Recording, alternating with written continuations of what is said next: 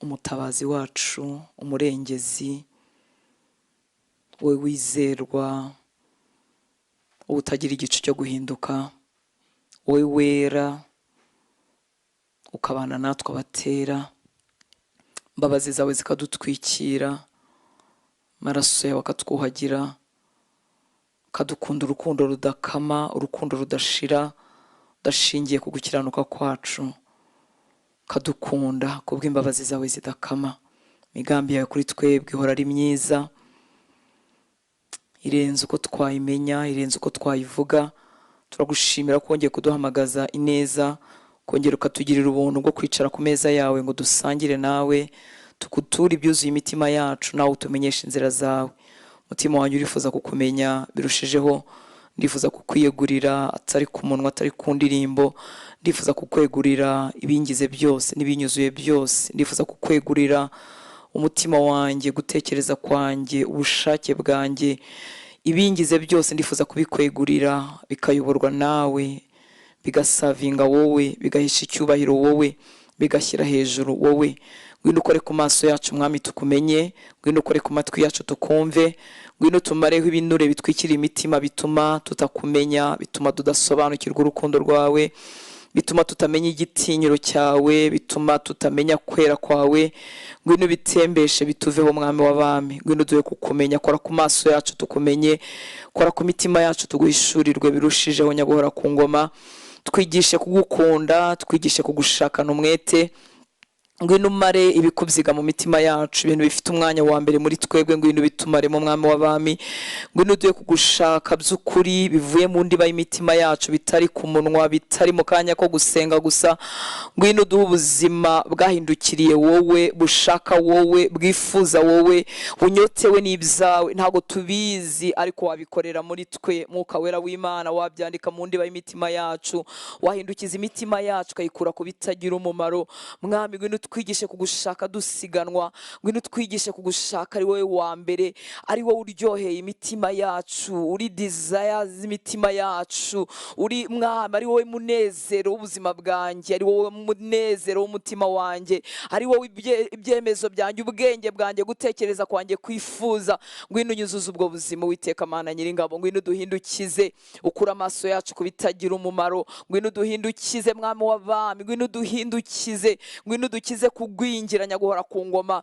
Ngwino twimure twe guhora ku rugero rumwe, ngwino twimure mwami w'abami, ngwino dukure mu bya mbere by'ibanze, twigirana imbere nawe. Ngwino turenze urugero rwo guhora twihana imirimo ipfuye, twigirana imbere nawe Uwiteka Mana Nyiringabo, mu bundi bwiru bwawe mukunzi mwiza, ufite ibindi bihumbi n'ibihumbagiza wifuza kuduhishurira, ufite aho wifuza kugerana natwe no gukorana natwe. Ariko ngwino dukuze, ngwino dukure mu kugwingira, ngwino dukure mu kwizengurukaho, ngwino dukure mu bupfapfa n'ubupfayongo nyaguhora ku ngoma, ngwino dukure mu bwana nyaguhora ku ngoma, ngwino dukuze kubw'imbabazi zawe. Ngwino twigishe mwami w'abami uko umuntu yegera intebe yawe y'ubuntu agahindurwa rwose, akaba adahora tsindwa, akaba adahora yihana ibintu bimwe bidahinduka. Ngwino twigize imbere mukunzi mwiza, ngwino twigize imbere kubw'imbabazi zawe. Mwami twaje ku gicaniro cyawe, dusutse ubuzima bwacu mwami ngo bukongorwe no kubaho kwawe, bukongorwe na presence yawe, bukongorwe n'umuriro wahera hawe.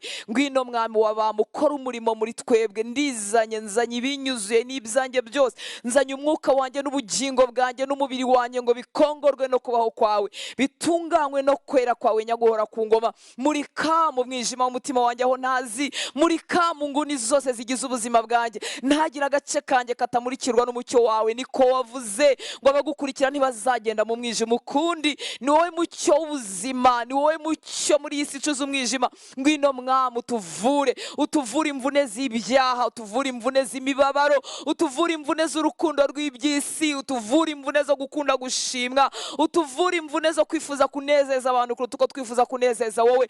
Ngwino mwami w'abami uduhindure, ugere ibwina mu ndiba y'imitima yacu. Ngwino uvunagure ubwibone bw'imitima yacu, ngwino uvunagure gushinga amajosi kwacu, ngwino ngwino uvunagure guhagarara nk'icyuma kitagondeka muri twe, ngwino uvunagure ubwibone bw'ubuzima, ngwino uvunagure ibiduhagazemo byose tutazi uko twakira, ngwino ubivunagure Uwiteka Mana Nyiringabo, ngwino uduhindura ubwoko bukugandukira, ngwino uduhindura abahungu n'abakobwa bakumvira kugeza mu rupfu, ngwino utugeze aho ngaho mukunzi mwiza, ngwino uduhe gusa nawe Papa, ngwino uduhe gusa nawe Mwami w'aba, ngwino dukize, ngwino tuvure, ngwino duhindure Mwami w'aba.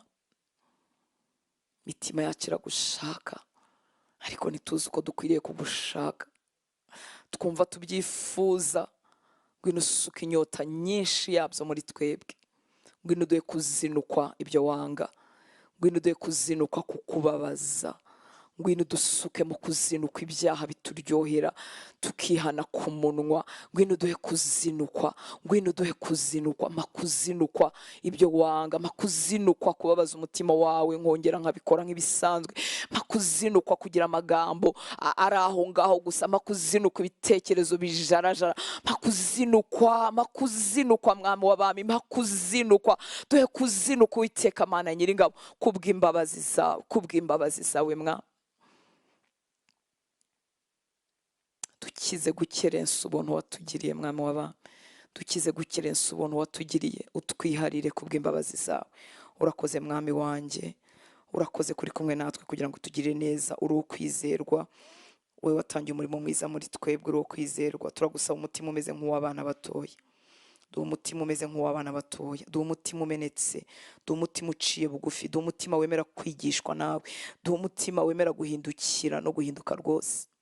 Ndagusaba umutima utamenyera ibyawe, ndagusaba umutima umeze nk'uw'umwana mutoya, ndagusaba umutima utamenyera iby'ijambo ryawe, ndagusaba umutima utamenyera kubaho kwawe, ndagusaba umutima utamenyera ngo ni iminsi yo gusenga no kwiyiriza ngo nsanzwe mbizi, ndagusaba umutima mushya, umutima umeze nk'uw'umwana mutoya, buri munsi nyaguhora ku ngoma.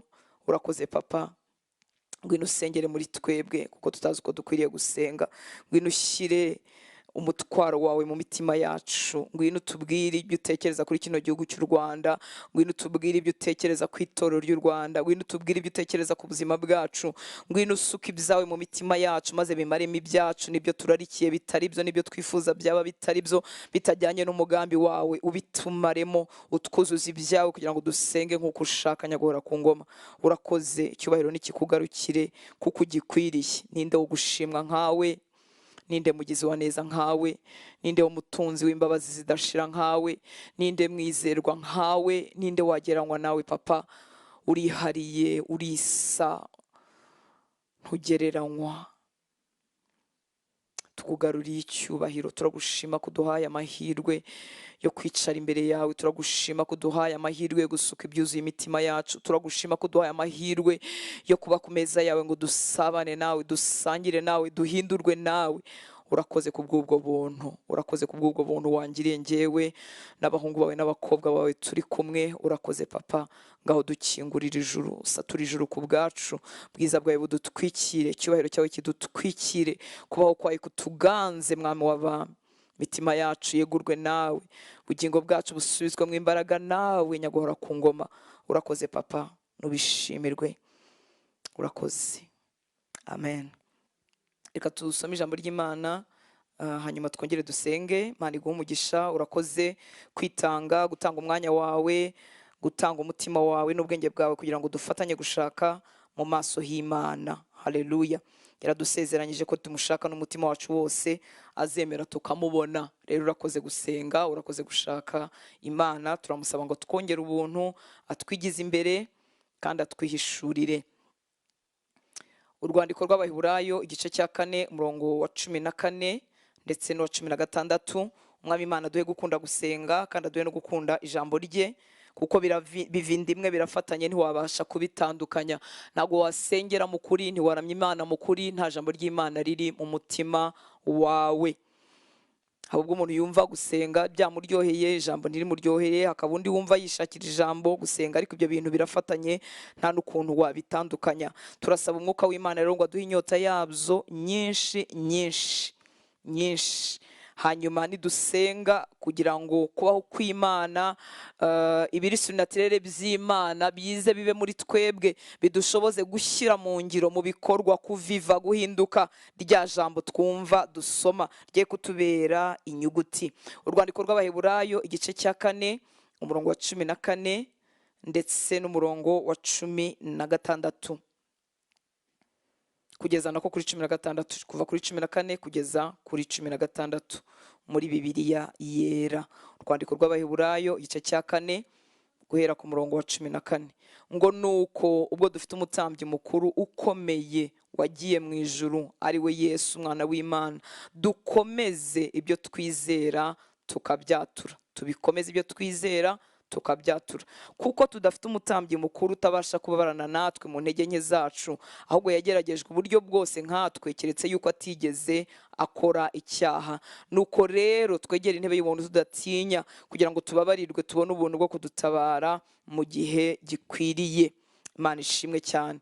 Nuko ubwo dufite umutambyi mukuru ukomeye wagiye mu ijuru, ari we Yesu umwana w'Imana, dufite umutambyi utuvugira imbere y'intebe y'Imana. Ubwo dufite umutambyi mukuru ukomeye, udapfa, udasaza, ngo abandi batambyi bakuru bakurwagaho n'urupfu, ikindi babanzaga kwitambirira ibyaha byabo kuko nabo babaga babifite, ariko dufite umutambyi mukuru udapfa, udasaza, udakeneye kubanza kwitambirira, ngo yagiye mu ijuru, ari we Yesu umwana w'Imana. Dukomeze ibyo twizera tukabyatura. Ibyaguhesheje agakiza, byatumye wizera Kristo, si ibintu umuntu agera igihe ngo atereke hasi, nibyo umuntu akomeza kugira ngo abashe gukomerera mu byo yizeye. Dukomeze ibyo twizera tukabyatura. Ubwo dufite uwo mutambyi, ibi birabwirwa abafite Yesu, nibo bafite ibyo bahawe byabateye kumenya Yesu, ngo ubwo bafite uwo mutambyi bakomeze, bagundire, bite ku byabahesheje agakiza, bite ku byabahesheje uko kwizera kwa Yesu mu mitima yabo, ngo tubikomeze, tubyiteho, bye kuba ibintu bya rimwe na rimwe. Dukomeze ibyo twizera tukabyatura. Iyo bibaye ibintu bya rimwe na rimwe, nk'uko twavuze ku munsi w'ejo, uzahora ukenera gushitura, ukenera kongera gutangira, ukenera uhora utangira kandi unagwingira. Ariko dukwiriye kugundira, gukomeza, kurinda ibyaduhesheje uku kwizera tukabyatura. Ibyo tubikomeje nibyo bitugeza ahangaha Yesu yarari. Ku murongo wa 15 haratubwira ku buzima bwe ngo kuko tudafite umutambyi mukuru utabasha kubabarana natwe. Ibi biravuga ngo dufite umutambyi mukuru ubasha kubabarana natwe. Bakoresheje negation cyangwa guhakana. Kuko tudafite umutambyi mukuru utabasha kubabarana natwe mu ntege nke zacu, ahubwo yageragejwe uburyo bwose nkatwe, keretse yuko atigeze akora icyaha. Hari abantu bazi ko Yesu yabayeho ubuzima butari ubw'umubiri, butari ubw'abantu, ariko Yesu yageragejwe kimwe natwe mu buryo bwose. Itandukaniro, we ntigeze akora icyaha. Ngo kuko tudafite umutambyi mukuru utabasha kubabarana natwe, muri make abasha kubabarana natwe. Iyo uri mu ntambara urwanya icyaha, urwanya kamere yawe, Yesu ababarana nawe, abasha kubabarana natwe kugira ngo abidutwaze, adutwaze intege, adushoboze gutsinda intege nke zacu, adushoboze gutsinda nk'uko nawe yatsinze. Ngo ahubwo yarageragejwe uburyo bwose nkatwe, keretse yuko atigeze akora icyaha. Nuko rero twegera intebe y'ubuntu tudatinya, kugira ngo tubabarirwe, tubone ubuntu bwo kudutabara mu gihe gikwiriye. Umwuka wera yavuganira nawe muri iri jambo, ariko mfite ibintu bikiya numva nkuramo. Icyambere ni ugukomeza ibyo twizera, ibyaguhesheje kumenya agakiza. Ntibiba ari ibintu urebaho rimwe na rimwe, ari uko ugiye wacogoye ukeneye ngo akajambo ko kukubyutsa, ukeneye akantu nk'ako ngako. Hari abavandimwe tujya duhura mu nzira akambwira ati iyo ncitse intege numva ijambo ryawe rikasubizamo imbaraga, nkumva nambwira ko kuki utegereza gucika intege, ubundi wagiye uryumva kenshi udategereje gucika intege. Mu by'ukuri gukomeza ibyo twizera tukabyatura biturinda gucika intege. Hanyuma turabona ubuzima bwa Yesu bwageragejwe kimwe natwe, ibyaha bimureshya, afite inzara, arimo kwiriza iriya minsi 40. Satani aramubwira ati aya mabuye wahindura umutsima ukarya. Ikindi nakwereka inzira y'ubusamo yatuma wigarurira ibi by'isi byose, kuko nabihawe n'ibindi batatwandikiye, kuko yagize ubuzima bumeze nkatwe. Ngo arageragezwa mu buryo bwose, ariko we ntiyigeze akora icyaha. Umurongo wa 16 ukatubwira ibanga ngo twegere intebe y'ubuntu tudatinya, kugira ngo tubabarirwe, tubone ubuntu bwo kudutabara mu gihe gikwiriye. Gukomeza ibyo twizera tukabyatura, kwibuka ko Yesu yageragejwe kimwe natwe ariko ntakora ntihakore icyaha, guhora twishingikiriza ku ntebe y'ubuntu, twegera intebe y'ubuntu tuzi neza ko atari imbaraga zacu n'ubushobozi byacu bizadushoboza kurenga ubuzima bwo guhora twihana ikintu kimwe, kuko Yesu yarageragejwe kimwe natwe ariko ntiyakora icyaha. Iyo dusabye Imana imbabazi twakoze icyaha niko iratubabarira, ariko turagwingira. Mu isi y'umwuka ntitugira imbaraga, tuguma ahantu hamwe, ntago bikwiriye. Mwibuke ko iyo turimo ducumura ni ubwami bubiri buba burimo kutureba, ubwami bw'umucyo buba burimo kutureba n'ubwami bw'umwijima buba burimo kutureba. Tekereza guhora nkoze isoni Imana yanjye imbere ya Satani n'ingabo z'umwijima zivuga arongeye kandi arongera abikoze, ngo ibi ngibi yihanye ngo neje azongera abikore. Imana y'imbabazi itwibutse ko Yesu yageragejwe kimwe natwe, ariko we ntakora icyaha. Ugambirire kuharenga, burya waharenga, burya twaharenga. Wibuke gukomeza ibyo wizeye ukabyatura, wibuke ijambo ry'Imana, amagambo y'Imana aguhesha kumenya Yesu, agusigamo inyota yo gusa nawe, abe menshi mu bugingo bwawe, ahore mu matwi yawe, ahore imbere y'amaso yawe, uhore uyatekerezaho ku manywa na nijoro, kugira ngo akuzuze kwifuza gusa na Yesu. Hari amagambo y'Imana umuntu asoma akumva yifuje gusa na Yesu, akumva yifuje gutunga umutima nk'uwa Yesu. Ayo magambo aguhore hafi, ahore mu matwi yawe, uyahoremo, uyabyukiremo, uyirirwemo, wirirwe uyatekereza, kugira ngo agusige mu inyota yo gusa na Yesu. Imana ishimwe cyane. Wibuke kandi ko Yesu nawe yageragejwe kimwe nawe, ariko we ntakora icyaha. Icyamushoboje ni ubuntu bw'Imana, ni umwuka w'Imana wari uri muri we, nawe warabihawe. Imana ishimwe cyane. Iyo Yesu ataza kwambara ubumuntu, ntago yari kuba ari qualified guhagarara mu cyimbo cyacu. Oya, ni ukuvuga ngo yambaye umubiri ubabazwa, uhemukirwa, uruha, urarikira kimwe natwe. Niba yarabishoboye, natwe twabishobora. Imana ishimwe cyane. Wibutswe amagambo y'Imana, amagambo agutera kwifuza gusa na Yesu, ahore mu mutima wawe no mu bitekerezo byawe, kugira ngo udacogora ukararikira ibindi. Wibuke ko Yesu yageragejwe mu buryo bwose, ariko we ntakora icyaha. Urambirwe, uhurwe, ubabazwe no guhora mvuga ngo ndibwihane, bikubabaze. Umwuka w'Imana ashyiremo ako gahinda. Biratangaje kubona umwana w'Imana avuga ngo ndaza kwihana, uvuga ngo ni icyaha na premedise nagitekerejeho, ndaza kwihana. Biratangaje kandi kwihana noneho utanagambiriye koko guhinduka, utanagambiriye guhindukira. Umuntu akomeje kuryoherwa n'icyo kintu, wenda ni ikintu kiryoheye umubiri, ni ikintu kiryoheye kamere, ni ikintu kirimo inyungu runaka, ariko umuntu ntababazwe no kubabaza Imana. Turinginga Imana ngo iduhe kubabazwa no kubabaza Imana, iduhe guhurwa, ishyira agahinda gakwiriye mu mitima yacu. Ikindi wibuka ko tubishobozwa n'ubuntu bw'Imana. Ubuntu bw'Imana nabwo rega bubonekera mu ijambo ryayo, bubonekera mu mwuka wayo, n'ubwo buntu bw'Imana. Iyo tutagotomera amagambo y'Imana, iyo tutibuka kwishingikiriza ku mwuka wera no gusabana nawe, ubuntu baburaha ariko butadukorera, kuko abantu bose barabuhawe, ariko abantu bose ntibubakoreramo kimwe, bitewe n'aho basuka ubuzima bwabo, bitewe n'aho begera. Imana ishimwe cyane. Umutima wawe Imana uwuhe inyota. Mu rwandiko rw'Abaheburayo nanone igice cya 12, umurongo wa 1 kugeza ku murongo wa 4, ndakoresha Bibiliya ijambo ry'Imana. Abaheburayo 12 umurongo wa 1 kugeza ku murongo wa 4. Ngo natwe rero ubwo tuzengurutswe n'imbaga ingana ityo y'abahamije ibyo bizera, babihamirishije ubuzima bwabo barinda bagera mu rupfu. Mwibuke ko igice cya 11 cyatubwiraga intwari zo kwizera. Ngo natwe rero ubwo tuzengurutswe n'imbaga ingana ityo y'abahamije ibyo bizera, tureke ibitubuza gutambuka n'ibyaha bikunda kutuganza, maze twihatire kwiruka turangize gusiganwa twateganyirijwe tudacogoye. Natwe rero ubwo tuzengurutswe n'imbaga ingana ityo y'abahamije ibyo bizera, tureke ibitubuza gutambuka n'ibyaha bikunda kutuganza, maze twihatire kwiruka turangize gusiganwa twateganirijwe tudacogoye. Ufite ahantu imbere yawe Imana yaguteganyirije, nanjye ndahafite, aho tugomba kwiruka mu byo Yesu yatugeneye tukabirangiza rwose. Ku murongo wa 2, ngo duhange Yesu amaso, we nkomoko y'ukwizera kwacu, akaba ari nawe ukunonosora. Yihanganiye kubambwa ku musaraba, ntiyita ku isoni bimutera, kuko yazirikanaga ibyishimo abikiwe. Ubu yicaye iburyo bw'intebe ya cyami y'Imana. Yihanganiye kubambwa ku musaraba, ntiyita ku isoni bimutera, kuko yazirikanaga ibyishimo abikiwe. Ubu yicaye iburyo bw'intebe ya cyami.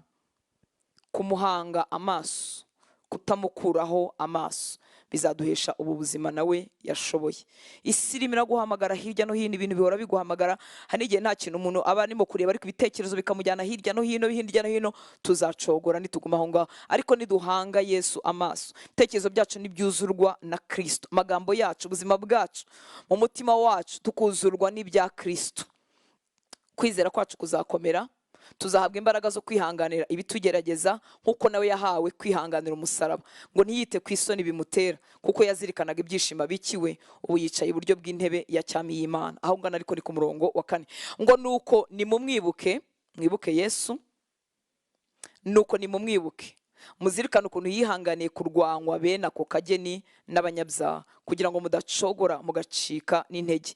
Iyo ubuzima bwacu butuzuwemo n'ijambo ry'Imana, dutekereza kuri Yesu ariko tugiye gusenga, tugatekereza kuri Yesu ariko tugeze mu nsengero. Ariko ubuzima bwacu bwuzuwemo n'ijambo ry'Imana, iyo tugenda turirya turyuza ritwuzura rikagwira mu bitekerezo byacu, ubuzima bwawe ntabwo buba bugitandukanijwe no gutekereza kuri Yesu. Ibyo urimo byose naho uri, nanjye vuga ngo biba automatique, ariko ni nako kuri. Umuntu urya amagambo y'Imana, uyatekerezaho, uyatindamo, aragenda agahindura uko atekereza, ku buryo ntago aba agifite ubuzima bwo gutekereza kuri Yesu ari uko ageze mu masengesho, ari uko ageze mu iteraniro, ahubwo ubuzima bwe bwose bwuzuwemo na Yesu. Niyo mpamvu ahinduka umuntu wihana vuba, umuntu udapfa guhirima, umuntu utapfa kubogamira mu bitarimo Yesu, ni umuntu ugaruka vuba.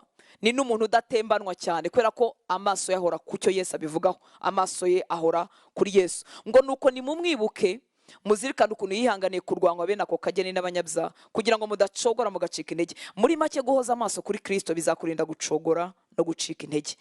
Ariko nuhoza amaso ku bindi, uzacogora pe, uzabihirwa pe, uzananirwa rwose. Ku murongo wa 4 haravuga ngo erega mu ntambara muhanganye n'ibyaha ntimurageraho kumena amaraso yanyu. Erega mu ntambara muhanganye n'ibyaha ntimurageraho kumena amaraso. Muri make, ntiturarwanya icyaha na kamere yacyo bihagije, burya twagitsinda, burya hahandi twahanesha. Ikindi nifuza kuvuga, hari igihe umuntu aba yumva yarwanyije ibyaha rwose, asaba umwuka wera amushyigikiye rwose, arimo yihana, arimo ahindukira, ariko tuba tugifite urugendo. Kuko nshobora kuba nta muntu nanga, ariko kandi ntafite umutima ukunda nk'uwa Yesu. Ndacyakeneye kumusaba umutima umeze nk'uwo. Nshobora kuba nararenze kwangana, narahawe kubabarira abantu, abampemukira mbababarira, ariko sengeze kubabarira nk'ukwa Yesu, ariko sengeze ku mutima ukunda nk'uwa Yesu, ariko sengeze ku mutima wuzuye ubugwaneza nk'ubwa Yesu. Kuko hari igihe tuvuga ibintu byo kwihana, abantu bakaba bavuga atari kugiye twihaniye, ni ukuri dukeneye gusa na Yesu, kuko nicyo yaduhamagariye, nicyo data yaduhereye agakiza, ni ukugira ngo duse na Yesu. Mu rwandiko rw'Abaroma igice cya 8 umurongo 29, rwandiko Pawulo n'Itorero ry'i Roma 8:29, ngo nuko abo yamenye kera yabatoranirije kera gushushanywa n'ishusho y'umwana wayo, kugira ngo abe imfura muri bene se benshi. Urumva ko dufite urugendo, dufite umurimo, dufite ibintu byihutirwa, twagombye kuva mu bijagaraye n'ibiturangaza. Dufite urugendo, turifuza gushushanywa na Yesu. Haleluya. Kuko abo yamenye kera yabatoranyirije kera gushushanywa n'ishusho y'umwana wayo, kugira ngo abe imfura muri bene se benshi. Ninguma kwihana imirimo ipfuye, nzagera ku kigero cyo kugira umutima nk'uwa Yesu ryari? Ko ari cyo data yampamagariye, ngo kuko abo yamenye kera, twebwe yarobanuriye agakiza, kuko abo yamenye kera yabatoranyirije kera, yari yarabigennye kuva kera, gushushanywa n'ishusho y'umwana wayo, kugira ngo abe imfura muri bene se benshi. Ese ndakwinginga nshuti y'Imana, ndakubaza, urajwe ishinga bigute umutima urimo urabyifuza? Urifuza gusa na Yesu? Urifuza gushushanywa nawe mu byo urimo usengera, mu bigutera kujya imbere y'Imana? Iki cyifuzo cyo gusa na Yesu kirimo? Imana itugirire ubuntu, Imana ibitwuzuze, kuko ntiwabisenga ku munwa, ahubwo wakwinginga Imana uti kiriya cyifuzo ntikirimo, gisuke mu mutima wanjye, menye ko ari iby'umumaro gusa na Yesu buri munsi. Aba ari byo ngambirira, aba ari byo nifuza. Mbibutse ko abantu twakijijwe dushobora rwose guhugira mu mirimo kandi myiza, kandi ifite umumaro, tugafasha abashonje, tugafasha abakennye, tugatanga amaturo mu nzu y'Imana, tugakangurira abandi gukizwa, tukavuga ubutumwa bwiza. Ariko reka mbabwire, tukaririmba, tugasenga, tugasengesha, ariko abari muri iyo mirimo yose bakwiriye kuba bafite undi murimo urimo gukoreka mu mitima yabo wo kwifuza gusa na Yesu kuruta uko nifuza kujya kubwira abantu ubutumwa bwiza. Kuko nijya ku muhanda kubwira abantu ubutumwa bwiza ariko umutima wanjye hatagambiriye gusa na Yesu, ahubwo hagambiriye ko nuzuza afishe z'abantu bakijwe, nkarunda imibare, hanyuma nkumva nagize achievement runaka ko nabwirije abantu, nzaba natakaje intumbero. Igituma tukiga gusa na Yesu, tukiga discipleship, tugasoma ijambo ry'Imana, tugakora ikintu cyose tumaze kumenya ko ari cyo ashaka, twabatizwa, twagira gute, twakwifuza kuzura umwuka, icyo tugambiriye ni ugusa na Yesu. Niba bivuyemo mu bintera kwiyiriza, ndimo ndahusha intego. Kubera iki? Icyo Data yashatse ajya kuduha umwana we, yaragambiriye ko twese abakijijwe tuzagenda dushushanywa n'ishusho y'umwana we buri munsi, ngo kugira ngo abifura muri bene se benshi, ariko uzi kugira abavandimwe mudasa, kandi turi abavandimwe ba Yesu. Imana itugirire neza. Mu Cyongereza bavuze ngo to be conformed to the image of his son. Mu Gifaransa, il les a prédestinés à être semblables à l'image de son fils. Imana yari yarabigennye kuva kera ngo Rutanse namara gukizwa, igihe azaba akiri ku isi, azamara imyaka agenda arushaho gusa na Yesu. Icyama buri munsi ukaba urimo kwigira imbere, icyama buri cyumweru ukaba urimo kwigira imbere, icyama buri kwezi nkaba ndimo kwigira imbere. Kuki nakijwe simite mpfa ngo ujye mu ijuru, ni ukugira ngo ndusheho gusa na Yesu. Igihe azanjyana mu bwami bwa Data, azaba adafite isoni zo kuvuga ngo aba ni bene Data, aba ni barumuna banjye. Imana ishimwe cyane. Mu Baheburayo 2:17 ngo nicyo cyatumye yari akwiriye gushushanywa na bene se kuri byose. Kuri byose. Gushushanywa na bene se kuri byose. Murumva umukoro dufite, torero ry'Imana. Nicyo cyatumye yari akwiriye gushushanywa na bene se kuri byose. Muri make ngewe Rutanse ngashushanywa na Yesu kuri byose. Kuri byose. Kuri byose. Cyangwa umutima wawe ukabigirira inyota. Nicyo cyatumye yari akwiriye gushushanywa na bene se kuri byose, ngo abe umutambyi mukuru w'imbabazi kandi ukiranuka mu by'Imana, abe n'impongano y'ibyaha by'abantu. Kuki ibi ngibi turimo tubitindamo? Ni twebwe Imana ifite ngo idutume. Ririya jambo ryo ngo mu Ngoma za 2 n'andi magambo menshi atwereka ko Imana ikeneye abitiriwe izina ryayo kugira ngo ikize igihugu. Iyo Imana imanutse kureba igihugu nuko kimeze mu mwuka, amaso yayo aba kubitiriwe izina ryayo, kuko muri twe niho ica ikize igihugu cyacu, kuko abandi nyine ntibayizi. Noneho yagera muri twebwe igasanga turapfapfanye, igasanga turimo duharanira gusa nayo, igasanga dushishikajwe n'ibishishikaje bariya batari bakizwa.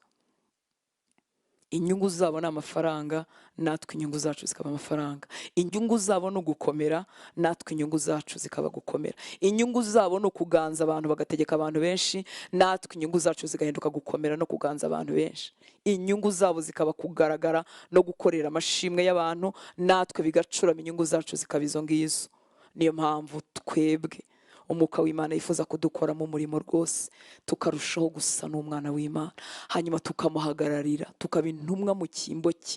Gusenga kwacu kukagira umumaro, gutaka kwacu kukagira umumaro, ubutumwa bwacu ukaba bufite imbaraga zitari iz'amagambo, kuhaba kwacu kukagira umumaro, twagera ahantu ubumana bukaba burahageze. Imana ikadukoresha gukiza bene wacu, Imana ikadukoresha gukiza igihugu cyacu. None se tuzaba twihana dusenya ibicaniro by'ubusambanyi mu gihugu kandi twaraye dusambanye? Mwumva ibyo bintu koko? Tuzaba twihana inzangano, twirirwa twangana? Tuzaba twihana ibyo byaha natwe dukora nkabyo? Ngo nuko twebwe dufite ubuntu bw'Imana? Ni ubuntu bwetse imbaraga, si ubuntu bw'amagambo. Ubuntu bukiza abantu ukabaha agakiza, ni nabwo bukomeza gukorera umurimo w'agakiza muri twebwe. Ariko tutaravuga n'icyo, mu isi y'umwuka icyaha kitunyaga imbaraga, tugahinduka ibishungero by'amadayimoni, tugahinduka ibishungero bya Satani. Akavuga ati reka batere waraza bazamura urusaku, ariko bakaduhinyura, dayimoni zikaduseka. Reka twinginge Imana ku bwacu, hanyuma twongere dusengere n'abacu n'igihugu cyacu.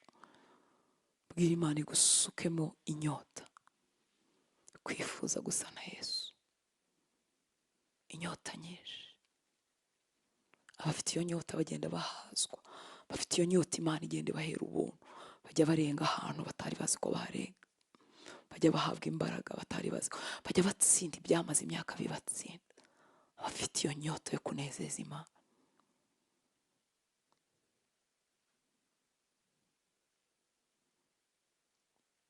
Nyota yo kunezeza Imana. Turimo turagenda, turakirizwa ahagaragara, turakora imirimo ahagaragara, turavugira ahagaragara, turaririmbira ahagaragara, turabwiririzanya ahagaragara. Ariko reka mbabwire inshuti y'Imana, umuntu ashobora kugwa mu mutego wo gutunganya ibigaragara. Umuntu ashobora kugwa mu mutego wo guharanira n'umwete wose, n'umwete mwinshi, agaharanira gushimwa n'abamureba. Ariko inyota yo kunezeza Imana ireba ibitagaragara ikamukamana. Twinginga Imana iduha inyota yo kunezeza umutima w'Imana. Twe kugwa mu mutego wo kwibaza icyo abantu batuvugaho, twe kugwa mu mutego wo kwemeza abantu ko turi abanyamwuka. Batumarira iki? Batugirire bate? Cyangwa twebwe niba twita ko turi abanyamwuka birabakiza iki? Birabamarira iki? Mana twigishe kudafatwa n'imitego y'ibihe bya nyuma, kugira ngo tubashe kuba intumwa mu cyimbo cya Yesu.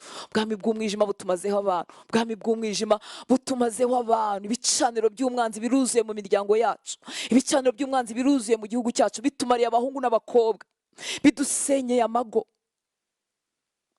bidusenyeye insengero, abitwa ko bakora imirimo y'Imana.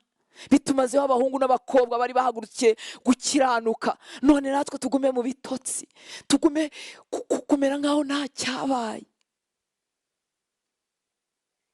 Cyangwa umutima ukazinukwa, umutima wanjye ukazinukwa kubabaza Imana, ukazinukwa kutagira umutima umeze nk'uwa Kristo. Nkazinukwa iyo mbuze imbaraga zo gukunda umuntu, nkazinukwa iyo nsanze akanwa kanjye kavuga ibyo katari gakwiriye, nkazinukwa iyo nsanze umutima wanjye utekereje ku byo ntagombye gutekerezaho, nkazinukwa iyo nsanze umutima wanjye utabasha kwizera Imana mu bihe byose, nkazinukwa iyo amaganya y'iyi si andushije imbaraga, nkazinukwa iyo ntafite ibyanditswe byuzuye umutima wanjye, nkuzurwa n'ibitekerezo byiza.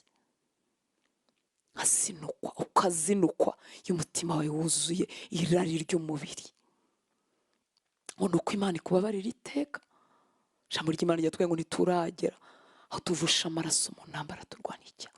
Nkazinukwa iyo inyigisho z'umuntu nzicurikanze kugira ngo zindengere, nkazicurikanga kugira ngo ndamire mu byaha kandi zaraje kubinkuramo. Nkazinukwa kwibabarira mu mafuti, nkazinukwa kuramira mu kibi, nkazinukwa urukundo rw'amafaranga runyuzuye, nkumva ruranyuzuye, nkumva umunezero wayo niwo unyuzuye, nkumva ntacyo bitwaye, narakijijwe, nzi neza ko ibintu byose bizashirira. Nkazinukwa ibyirato byanjye bigarukiye mu nzu ntuyemo, bigarukiye mu modoka ngera. Nkazinukwa gufatanywa n'ibyo ntunze, nkazinukwa ko umunezero wanjye uzamuka, ko amafaranga yabonetse ugatakara kuko yashize. Nkazinukwa kwiringira abana b'abantu. Mwami tugarukeho, reka imitima yacu ibabazwe n'ibibabaza Imana. Data yadushoyemo byinshi, data yadukoye amaraso y'umwana we. Umwana w'Imana yambaye umubiri, akorwa n'isoni ku musaraba, ngo ariko yirengagiza izo soni kuko yarazi neza ko hari igitondo kimwe azabona Hortense atangiye gusa nawe. Yirengagije isoni zo ku musaraba kuko yabonaga icyo agakiza kazampesha. Ariko yajya kubona nyuma y'imyaka, mvuga ubuntu bw'Imana, nyuma y'imyaka nkijijwe, yajya kubona akabona simbabazwa n'ibimubabaza. Yajya kubona akabona ndagwingiye, mpoze nihana ibintu bimwe, ngakwingirira ahantu hamwe, gasengeshwa n'ibifatika. Ariko inyota yo gusengeshwa n'iby'isi idashobora kuma ikamba kure. Data tugarukeho kubw'imbabazi zawe, mureke dusuke imitima yacu imbere y'Imana, mureke twinginga Imana dusuke mu buzima bwa Yesu, ngo yarageragejwe kimwe natwe. mureke twigire imbere, twemere kunywera ku masoko y'ubugingo. Ririya jambo yavuze muri Yohana igice cya 7.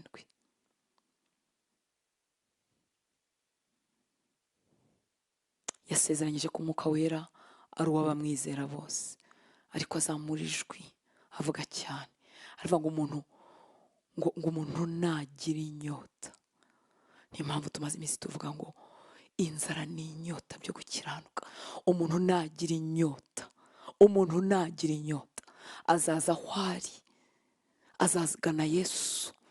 Ntazagana idini, ntazagana pasiteri, ntazagana umuvugabutumwa akunda, azagana Yesu. Nategana amatwi ibyo Rutansi avuga, azabitega amatwi ashakamo Yesu. Umuntu nagira inyota azagana Yesu, azagana Yesu, kandi namugana azanywa. Kunywa se ni iki? Ni ukubyukira mu magambo y'Imana, ni ukugira iminsi yo kurambarara imbere y'Imana, ni ugufata ibihe byo gusenga. Niko kunywa, niko kunywa. Ntabwo Yesu se turamusanga hehe? Ko turamusanga i Yerusalemu, turamusanga mu ijambo rye, turamusanga mu bihe byacu byo gusenga, turamusanga twiyirijiye, twigomye ibyo kurya muri iyi mibiri yacu. Uko niko kunywa. Hanyuma iyo tunyweye, we arasukamo ubuzima bwe muri ibyo, bikaduhindukira imigezi y'amazi y'ubugingo itemba. Muri make ibintu ntibishobora gutemba bitabanje kuba mu cyo byagiyemo. Muri make Rutansi ntashobora gutembesha ubuzima bw'Imana butamwuzuye. Iyo negereye amagambo y'Imana n'umutima ushaka Yesu, ntabikora gusa nk'umukoro mubwira ngo ndashaka kukubona Yesu, ndashaka kumva icyo wandikishije, Mwuka Wera nyigisha ibyo wandikishije. Iyo nitanze mu kwigomwa ibyo kurya, mvuga ngo Yesu ni wowe nshaka, ngwino unyuzure, ngwino umare mu rukundo rw'iby'isi. Uko niko kunywa, kandi ntawe aheje, ariko ntawe yasamura akanwa ku ngufu. Niyo mpamvu yavuze ngo umuntu nagira inyota aza ahondi, kuko amagambo ye niyo yagombaga kubatera inyota. Ariko iyo nsomye kino gice iteka ndatangara. Hepfo yaho gatoya abantu bameze nk'aho batigeze bumva ibyo yavuze, bakomeje bajya impaka, bavuga ati ariko si uyu ni we, ariko si bi. Ntawe wavuze ati nyongera iyo nyota, iyo nyota iyo mpigeze ntangitembe muri njye. Inyota izagutera kujya mu ijambo ry'Imana, inyota izagutera kugira gahunda yo kwiriza, ari corporate prayer ya twese cyangwa ari wowe wenyine. Inyota izagukura mu bitotsi, mu biro ukinaniwe, ariko byukira imbere y'Imana. Inyota izagutera kuva mu kivunge cy'abantu, izagutera kugabanya iminsi mikuru watendinga, izagutera kugabanya ibirori ujyamo, izagutera kugabanya ikiganiro n'inshuti, igutere guhindukirira Yesu no kwihererana nawe. Inyota izagukura muri za shopping udategereje ko amafaranga ashira. Inyota izagabanya urukundo rw'iby'isi muri wowe. Inyota izadutera kurya amagambo ye, kurira ku meza. Inyota izadutera kumera nka Mariya, twicare ku birenge bye. Nyamara twari dufite ibikorwa byiza byo gukora, twari dufite kwakira abashyitsi bakadushima ko tuje kubakira. Ariko inyota izadutera guhita mu mugabane mwiza wo kwicara ku birenge bye. Inyota izadukura mu rujya n'uruza ruri muri Kigali, izadukura mu rujya n'uruza ruri mu Rwanda, izadukura mu rujya n'uruza rw'ibihe byanyu. Hari igihe umuntu agira urujya n'uruza mu biterana ariko adaterana n'Umwami, urujya n'uruza rw'inyigisho ariko adahura na Kristo, bikamubyarira kurangara n'uruzerero. Agahura mu biganiro by'amatiku, pasiteri runaka yarwanye na kanaka, yaguye urabamufatiye hana, urujya n'uruza rw'ibiganiro bipfuye. Ariko inyota izagutera kuva mu bitakungura, ujye ushaka ijambo rikungura, ijambo rigusiga mu inyota yo gusa na Yesu, utagifite umwanya wo gutakaza. Si ngombwa ko atendinga ibiterane byose, jya urobanura ibikungura. Si ngombwa kwitaba ibikorwa byiza byose, kuko imirimo myiza muri Kristo Yesu yose niwe yigenewe, ufite iyo wagenewe. Dufata akanya ko kubaza Mwuka Wera, maze uti nahangaha wanshakaga, isanga hari umumaro ndi buhamare, isanga wari wangeneye kujyayo. Azakubwira igihe cyo kuvuga yego n'igihe cyo kuvuga oya. Mwuka Wera aduhe kwifuza gusa na Yesu. Reka dusabe iyo nyota, kuko Data ari ingingira u Rwanda muri twe, ari ingingira isi muri twe, ari ingingira abo tubana mu ngo batarakizwa muri twe. Ni muri twebwe abingingira, kandi aratsinda ubwami bwa Satani muri twe. Amahame y'umwuka nuko ameze. Ntabwo Imana izamanuka kurwana intambara, izarwanisha amaboko yawe, izarwanisha imbaraga zawe, izarwanira muri wowe, izarwanira mu kanwa kawe. Ntabwo Imana imanuka kuzinga Satani, yamuzinga umunota umwe. Igihe cyo kumuzinga kizagera, igihe cyo gukingiranwa, igihe cyo gucirwaho iteka kizagera. Ariko uyu munsi rwanira muri twe. Data, dusutse imitima yacu imbere yawe, dusutse ubugingo bwacu imbere yawe. Imitima yacu igufitiye inyota, nicyo kitwicaje ku birenge byawe. Turifuza kutwongera inyota, turifuza kutwongera kuzinukwa, kubabaza Imana. Ntiturageraho tuvusha amaraso mu ntambara turwanya icyaha. Turakiyuzuye, twuzuye urukundo rw'iby'isi, twuzuye urukundo rw'amafaranga, twuzuye urukundo rwo gushimwa n'abantu, twuzuye urukundo rwo gutunga no gutunganirwa, twuzuwemo n'imigambi yacu, twuzuwemo n'ibyo dushaka, ibyiza n'ibibi, twuzuwemo n'ibyo dushaka. Byawe birabyizwe, ibyacu bibyiza ibyawe, ingamba zanjye zibyiza imigambi yawe.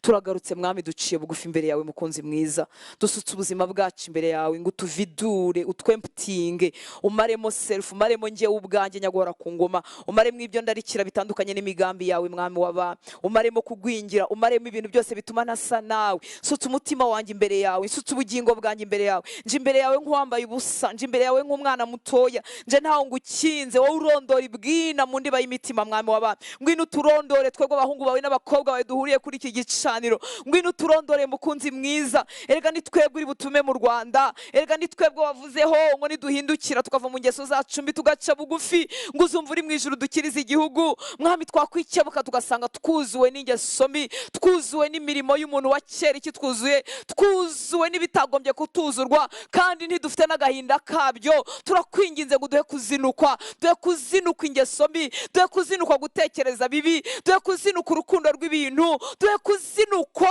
ibyo wazanywe no kubamba, duhe kubizinukwa Uwiteka Mana Nyiringabo. Suka imbaraga zawe mu mitima yacu, suka imbaraga zawe mu mitima yacu, suka umwuka wawe mu mitima yacu, suka kubaho kwawe Mwami w'abami, suka kubaho kwawe. Wazamuye ijwi ryawe, urataka cyane, uvuga cyane, uravuga ngo umuntu nagira inyota azahuri, ugira ngo ukaputinge, ukurura tension y'abari aho ngaho. Natwe ni kuki tubwira muri iki gihe Mwami w'abami, dore ntago dufite inyota.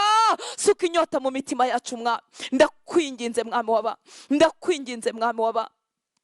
Iyo tugira inyota ntitwari kugukuraho amaso, iyo tugira inyota ntitwari kuba tureba biriya na biriya, iyo tugira inyota ntitwari kubura gutinda imbere yawe, iyo tugira inyota ntabwo twari kwibutswa gusenga, iyo tugira inyota ntabwo twari kurambirwa kuba mu magambo yawe. Ariko dore aratubihiye, dore ntafite ubuzima muri twe. Iyo tugira inyota ntitwari kurarikira biriya bishira biboze. Dusuke mu inyota Mwami w'abami, dusuke mu inyota Mwami w'abami, dusuke mu inyota iruta inyota dufitiye amafaranga, dusuke mu inyota iruta inyota iruta gushaka abagore n'abagabo, iruta icyubahiro turota, iruta kubyara, iruta kurongora no kurongorwa. Dusuke mu inyota Mwami iruta iyo dufitiye kongererwa ibindi. Wowe ntushukwa, ntubeshywa. Urareba ibwina mu ndiba y'imitima yacu bidutera gusenga, urareba ibwina mu ndiba y'imitima yacu bidutera kuguturira amaturo, urareba ibwina mu mitima yacu bidutera gukora. Ngwino tuguranire Mwami w'abami, ngwino tuguranire kubw'imbabazi zawe, ngwino tuguranire. Uduhindura abantu bicara ku meza yawe, uduhindura abantu batagukuraho amaso, batagukuraho amaso. Mpindura umuntu utagukuraho amaso Mwami w'abami. Kura amaso yanjye ku bitagira umumaro, kura amaso yanjye ku bitagira umumaro.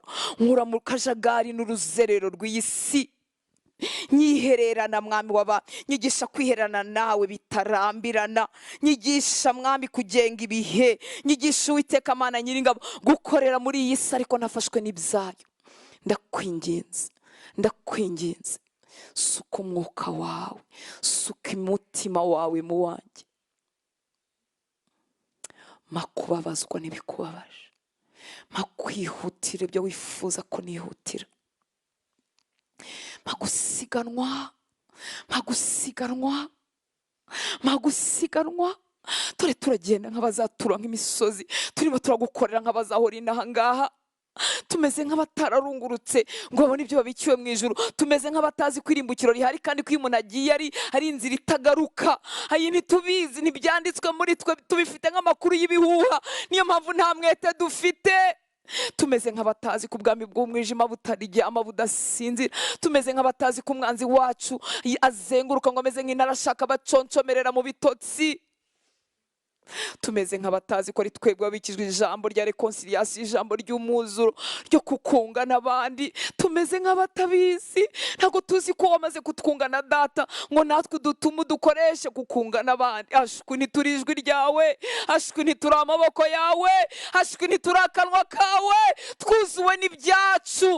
Mwami tugaruke, abitiriwe izina ryawe muri kino gihugu. Tugarukeho kubw'imbabazi zawe, tugarukeho kubw'imbabazi zawe, tugarukeho kubw'imbabazi zawe.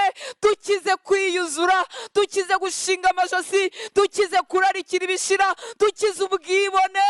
Tutwikurure mwami w'abami, duhe umutima umeze nk'uwo, ngo ni twebwe wakirisha iki gihugu.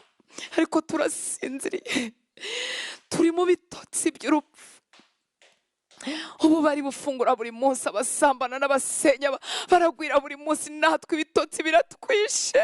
Dukangure mwami w'imbabazi, dukangure mwami w'imbabazi, dukangure mwami w'imbabazi, dukangure mwami w'imbabazi, dukangure mwami w'imbabazi. Suka umwuka wawe kuba kwizera muri kino gihugu. Turabyiganira ibitari ibyo kubyiganira, turabyiganira kwamamara no kumenyekana. Nyamara gusenga kukuri kubera mu ibanga, nyamara umurimo wo kururi no mu ibanga. Ayi dufite amagambo atagira imbaraga, dufite ubuzima budahindutse. Tubanegura gusambana, natwe dusambana. Twebwe duharanira kubihisha. Mwami tugarukeho, barangana natwe tukangana. Tugarukeho mwami w'abami, tugarukeho. Bafite amacakubiri y'ubuhutu n'ubututsi tukayabarusha. Tugarukeho mwami w'abami. Baribona tukibona, barirata ubutunzi tukabwirata. Turasa nabo mwami, tuzure mwami w'abami. Ntabwo turiho tumeze nk'abatariho, turi ibikoresho byagimbye, byaguye umugesi. Turi intorezo zaguye umugesi, twaguye umugesi ntiwabasha kuturwanisha. Mwami tugarukeho, tugarukeho, tugarukeho. Abahungu bakijwe n'abadakijwe barasa, abakobwa bakijijwe ibyo bifuza bimeze nk'ibyo badakijwe bararikira. Ababyeyi nuko turi, tugarukeho, tugarukeho. Turarizwa n'ibirizwa batakunabirizwa, ibiriza batakuzi nibyo bituriza, nibyo bituriza.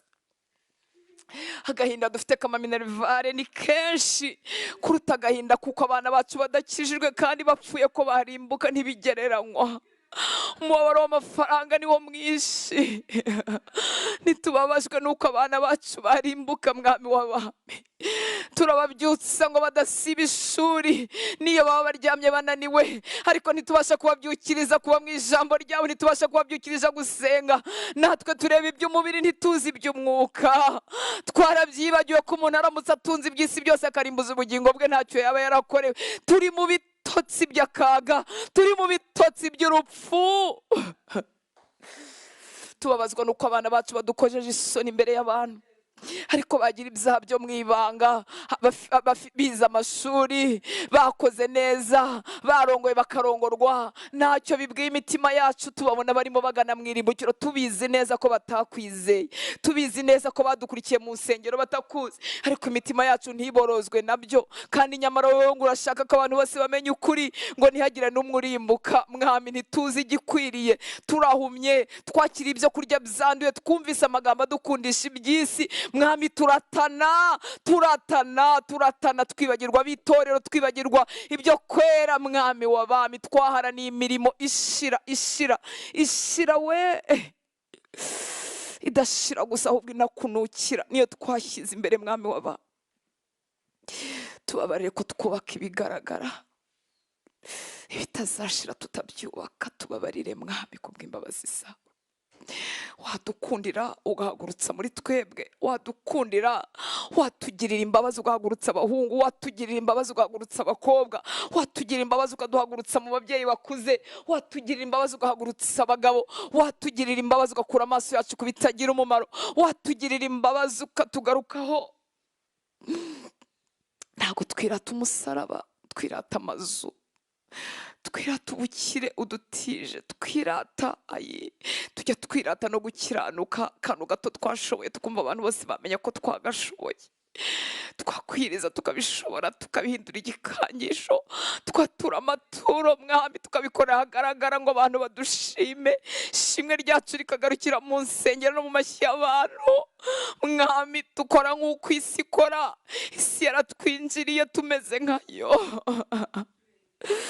Dukize kubw'imbabazi zawe, dukize mwana, turengere kubw'imbabazi zawe, turengere kubw'imbabazi zawe, turengere kubw'imbabazi zawe, turengere kubw'imbabazi zawe.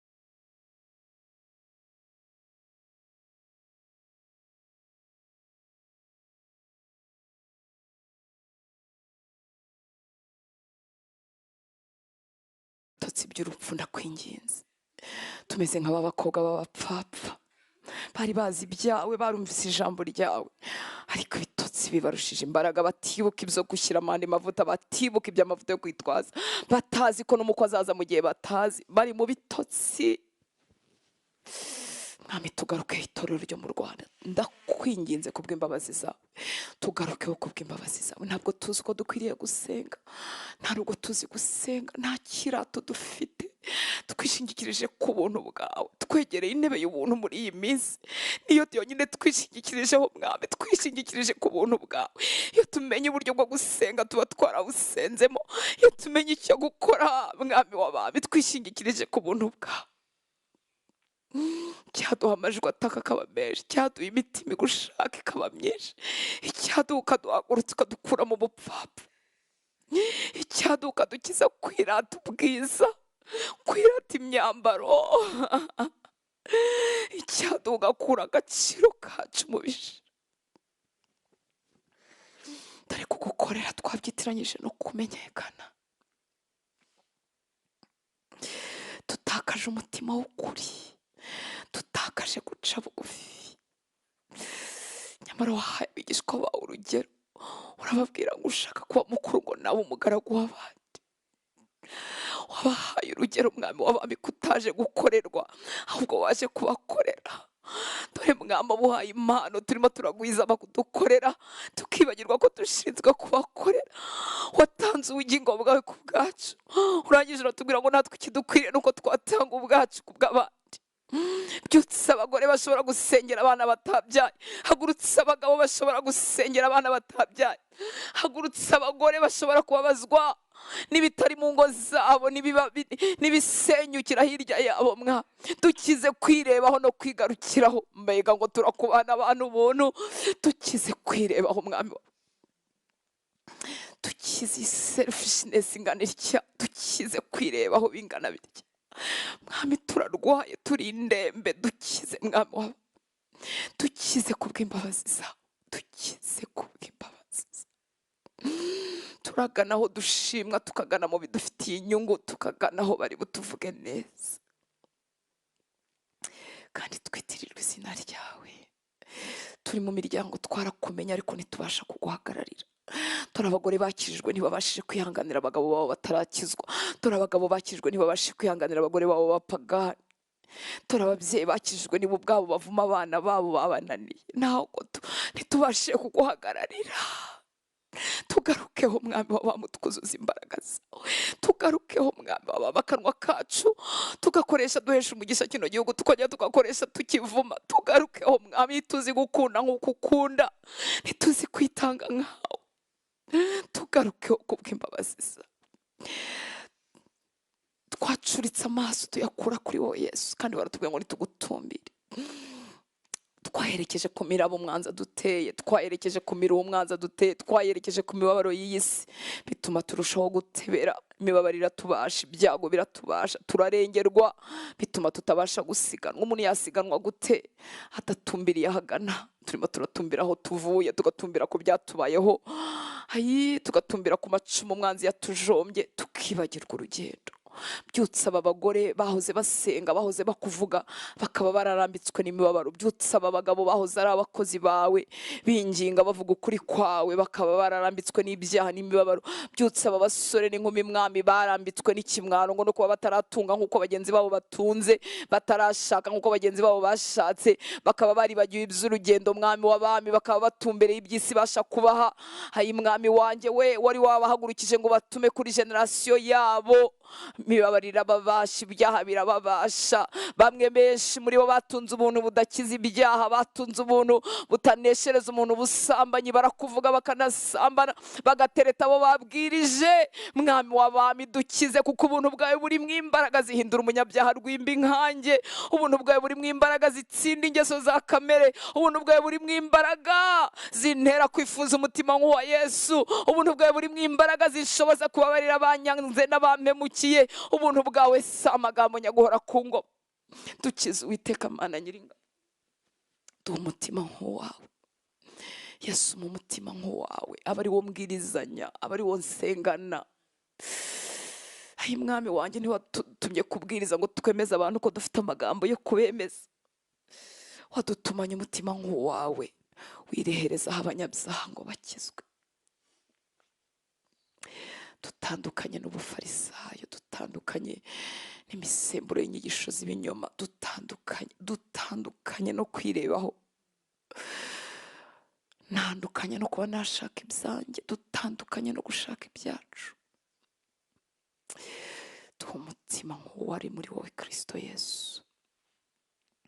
Ndakwinginze ngo utwegure, utuvane aho turambarariye, twegure ukura amaso yacu ku bitagira umumaro, tukize kujagarara.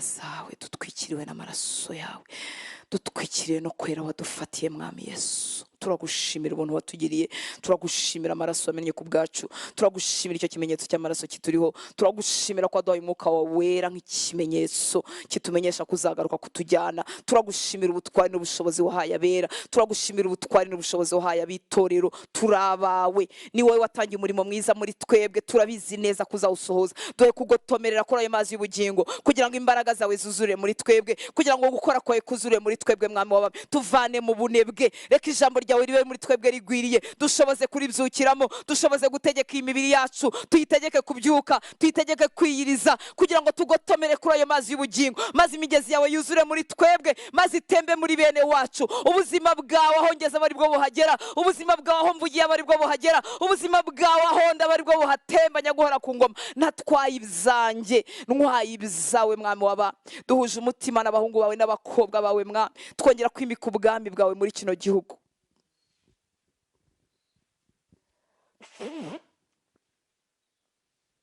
Turazamura ibendera ryawe Yesu, wowe utananirwa, wowe udatsindwa.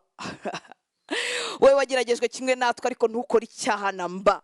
Turazamura ibendera ryawe ku misozi y'u Rwanda, turazamura ibendera ryawe mu ngo z'abanyarwanda, turazamura ibendera ryawe ku nzuzi, ku misozi, ku mashyamba. Turamamaza kwera kwawe. Umwuka w'agakiza nutwikire kino gihugu, utwikire ibibaya byacyo n'imisozi yacyo. Umwuka w'agakiza nutwikire ingo z'abanyarwanda, umwuka w'agakiza nutwikire ahari hari ubuhenebere, ahari ibicaniro by'ubupfumu n'uburozi, ahari ibicaniro by'ubusambanyi n'ubusinzi, ahari ibicaniro byo kwigomeka ku Mana. Hatwikirwe n'umwuka w'agakiza, imbaraga zawe zihagaragare, ubwiza bwawe buhatwikire. Turavuga amaraso yawe kuri surface y'u Rwanda, turavuga amaraso yawe ku butaka bw'u Rwanda, turavuga amaraso yawe mu kirere cy'u Rwanda, turavuga amaraso yawe kuri buri rugo rw'umunyarwanda. Amaraso yawe namaraho ibicaniro biba mu miryango, ibicaniro by'ubupfumu n'umurozi bituma bakijweho muri iyo miryango batagwiza imbaraga. Ibyo bicaniro tubisutseho amaraso yawe. Turabohoza abahungu n'abakobwa bakijijwe ariko batajya bagwiza imbaraga. Turazimya ibicaniro by'ihobe barekera turama turazimya ibyo bicaniro aho bahuje n'ababa amaraso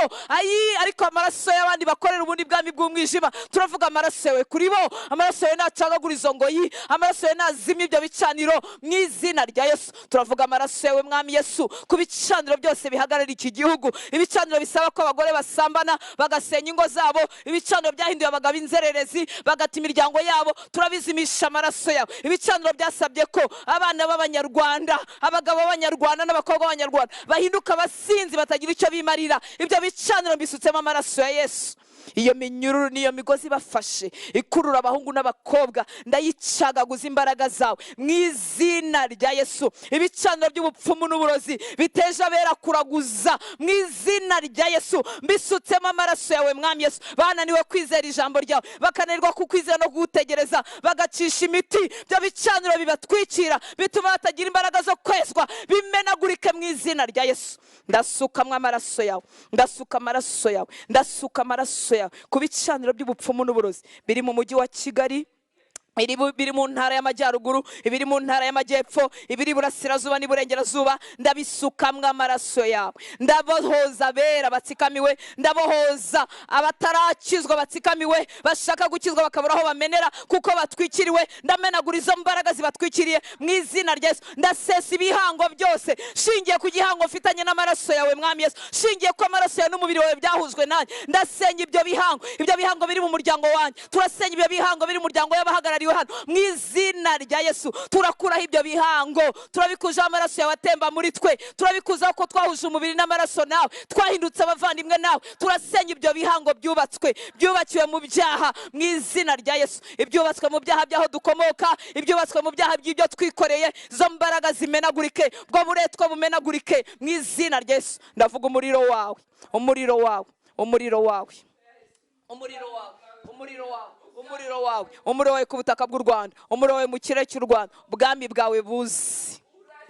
Haleluya. Umucyo w'ubutumwa bwiza urase, ijambo ry'Imana rihabwa umwanya, rigira umwanya mu mitima y'abantu, rigira umwanya muri iyi misozi, rigira umwanya muri ibi bibaya, rigira umwanya mu mitima y'abantu mu izina rya Yesu. Ndimura ikinyoma, ndimura ubutumwa butari bwo mu izina rya Yesu. Ukuri ni kuganze, ukuri kugere mu mitima, igitwikirizo cy'umwanzi kibujije abantu kwakira ukuri kimenagurike mu izina rya Yesu. Ndacagagura izo ngoyi, ndacagagura izo ngoyi, ndacagagura izo ngoyi. Ubuhenebere bwose bumarweho n'amaraso yawe, bumarweho n'ukuri, ukuri kugwire aho kugeza abantu babohoke mu izina rya Yesu. Ukuri kugwire, ukuri kugwire, ukuri kugwire. Mbaraga zitsikamiye abantu ngo badahura nawe bagahindukira bagakizwa, izo mbaraga zimenagurike mu izina rya Yesu. Turabohoza ubwenge bwa bene wacu b'Abanyarwanda, turabukugomoreye Kristo, tugomoreye gutekereza ko abagabo b'Abanyarwanda, tugomoreye gutekereza ko abagore b'Abanyarwanda, tugomoreye gutekereza ko abasore n'inkumi b'Abanyarwanda, tugomoreye gutekereza ko abakuze n'abatoya mu izina rya Yesu. Umucyo wawe nubarasire, ijambo ryawe nirigere mu mitima yabo, niribona umwanya, gitwikirizo cy'umwanzi cyabatwikiriye ngo batumva bagahindukira bagakizwa, gishwanyagurike mu izina rya Yesu.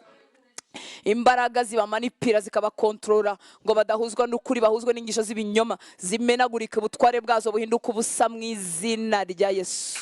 Ubutware bwazo buhinduka ubusa mu izina rya Yesu. Ubutware buhinduka ubusa, ubutware bw'ikinyoma cyitira inyigisho buhinduka ubusa mu izina rya Yesu. Imbaraga z'ubuyobe zimenagurike muri kino gihugu. Turimura, turarandura, turakuraho ibicaniro byose biyobya abantu mu izina rya Yesu, binanirwe gukorera ku butaka bw'u Rwanda. Ukuri kwawe kuganze, abavuga ukuri babe benshi, abavuga ukuri bakomerezwa amaboko. Turakomeza amaboko y'aba bagabo bakuvugira mu kuri no mu mwuka, turakomeza amaboko y'aba bagore bakuvugira mu kuri no mu mwuka, turakomeza amaboko y'aba bakobwa bakuvugira mu kuri no mu mwuka, bari hirya no hino muri kino gihugu mu izina rya Yesu. Abera bakuvugira mu kuri no mu mwuka, abera barimo basengera mu nguni zitandukanye, amaboko yabo akomezwe, aho bari batangiye gutentebuka basubizwe mu imbaraga mu izina rya Yesu. Turasengera abo wahamagaye mwami, abo wakoreshaga kugira ngo benshi bakizwe, benshi bakomere, uyu munsi bakaba barambitswe n'ibibazo n'ingorane n'ibyaha, amaboko yabo niyongereye yeguke, uruhanga rwabo rukomezwe mu izina rya Yesu. Babyuka aho bari baryamye, babyuka aho bari barambaraye, imbaraga zawe zibegure, imbaraga zawe zibagarukemo, imbaraga zawe zibagarukemo mu izina rya Yesu. imyambi y'umwanzi yabahinguranyije irandurwe mu buzima bwabo. Ibicaniro byo mu miryango y'iwabo byabasabye ngo bacogore bisenyuke mu izina rya Yesu. Imbaraga zibasaba ngo ntibakarenga umutaru ngo bahore bacogorera mu byaha zimenagurike mu izina rya Yesu. Abera aho bari hirya no hino tubatwikirije amaraso yawe mwami Yesu. Ndatwikiriza amaraso yawe abana bawe abahungu n'abakobwa ubereye umwami. Mbatwikirije amaraso yawe abarimo guca mu bihe bikomeye, mbasabiye ubuntu n'imbaraga zo gutambuka. Abarimo guca mu bihe bikomeye, imbaraga zawe zibegure, imbaraga zawe zibaheke, imbaraga zawe zibaterure babashe gukomeza urugendo. Turaburizamo imigambi y'umwanzi Satani ku itorero ry'u Rwanda, kubera b'u Rwanda mu izina rya Yesu. Inama z'ikuzimu zose zahagurukiye kubasaba zose zihinduka ubusa, turazirogoya mu izina rya Yesu. Ndasengera abera, ndasengera imyuka n'ubugingo n'imibiri yabo ngo birindwe bibe amahoro mu izina rya Yesu. Bahuzwe n'icyo wabaremeye, bahuzwe n'imigambo bafitiye, kwibwa kose k'umwanzi gufata ubusa mu izina rya Yesu. Bwiza bwawe bubatwikire, igitikiro cyawe kibabeho umwami w'abantu. Ab'umwanzi yanyaze bakanyagika bongere beguke bagwiza imbaraga. Ab'imyambi y'umwanzi yahinguranyije ku munsi mubi bongere babyuke basubizwemo imbaraga. Bongere banywere ku masoko yawe adudubiza, bongere bera imbuto mu gihe cyose. Bongere bagwiza imbaraga zo kudakangwa n'izuba ryinshi n'amapfa menshi n'imivu myinshi. Babe hejuru y'ibyabahigaga, babe hejuru y'ibyabahigaga. Aba bakobwa bari bacogoreye mu rugendo, aba bahungu bari bacogoreye mu rugendo bashyirwe hejuru y'ibibahiga mu izina rya Yesu. Ndasengera ziriya nshuti zawe zarambitswe n'ibihe byo kugeragezwa ko kwizera kwabo no kugeragezwa kw'imihamagaro yabo, bongere beguke bagwiza imbaraga mu izina rya Yesu. Data, turasengera ubugingo bwacu ngo burutswe inyigisho zitari zo twumvise, inyigisho zidukundisha iby'isi twumvise zikaba zitondetse neza tukagira ngo nizo kuri. Turakwinginze ngo uziturutse mwami w'abami, uzidukuremo. Dore zaduhinduriye uko dutekereza, zaduhinduriye uko tugukurikira, zaduhinduriye uko tugukorera, zaduteye kubyitiranya, zateye abatoya kubyitiranya mwami w'abami. Aye mwami wanjye, uziturutse utwuzuza ukuri kwawe.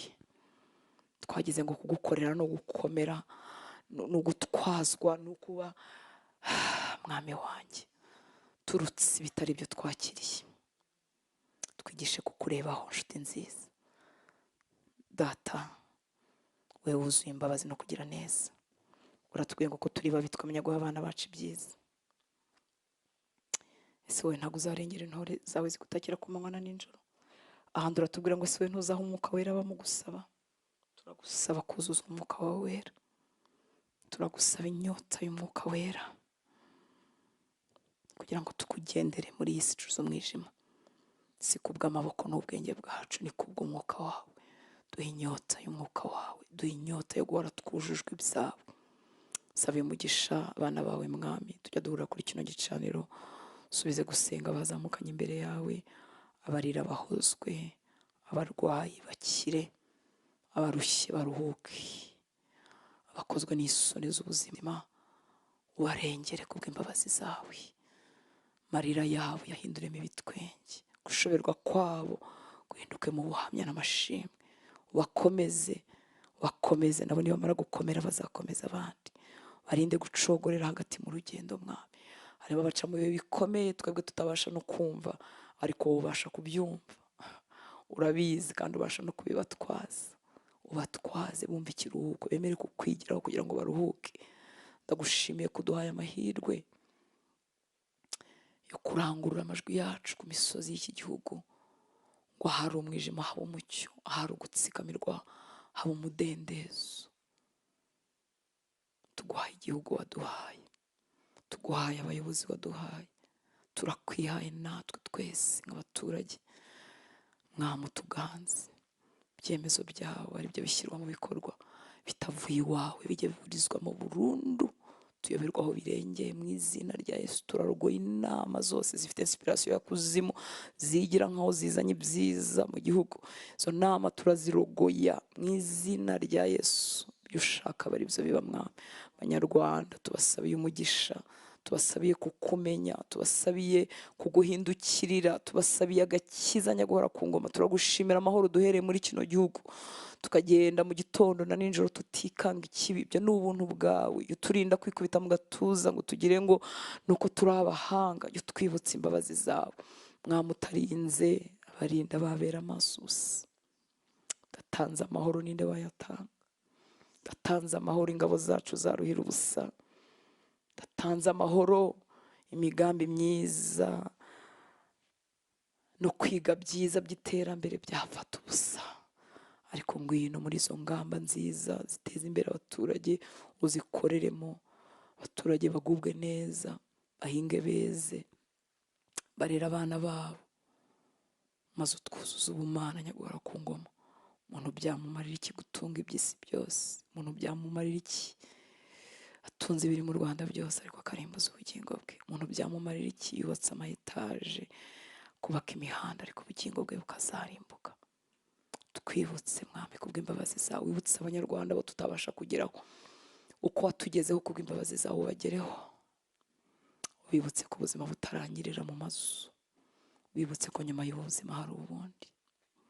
Dukize agahinda, dukize imyuka y'agahinda itwikiriye abatoya, dukize ubwihebe batwikiriye, ubwihebe bazanirwa no kwigereranya, ubwihebe bazanirwa no kwifuza gutunga ibya mirenge kandi aribwo bagitangira gukora.